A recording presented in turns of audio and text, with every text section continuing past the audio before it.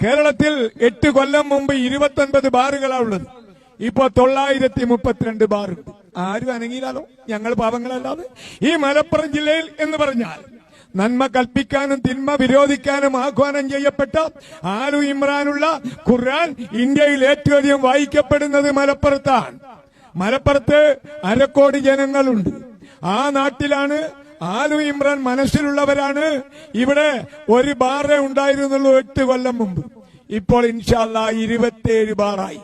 28ാമത്തത് പൂരപ്പുഴയിൽ പണി പൂർത്തിയാകുന്നു. 29ാമത്തത് അരീക്കോട് കീഴ്ശ്ശേരി പണി തുടങ്ങിക്കഴിഞ്ഞു. ആരും ഒന്നും വിട്ടുന്നില്ല. ഇതാണ് അള്ളാഹുവിന്റെ കുദറത്ത്. അബ്കാരി മുതലാളികൾ ശവക്കോട്ടകൾ സൃഷ്ടിച്ചു, ബാർ മുതലാളിമാർ. അതിന്റെ മുമ്പിലൂടെ നമ്മളൊക്കെ ജമാഅത്തെ ഇസ്ലാമിയും MGM-ഉം മുജാഹിദും ഹിന്ദുവും ക്രിസ്ത്യാനിയും എല്ലാവരും കൈയും വീശി നടന്നുപോയി. കണ്ടില്ല, ഈ ശവക്കോട്ടകൾ കണ്ടില്ല.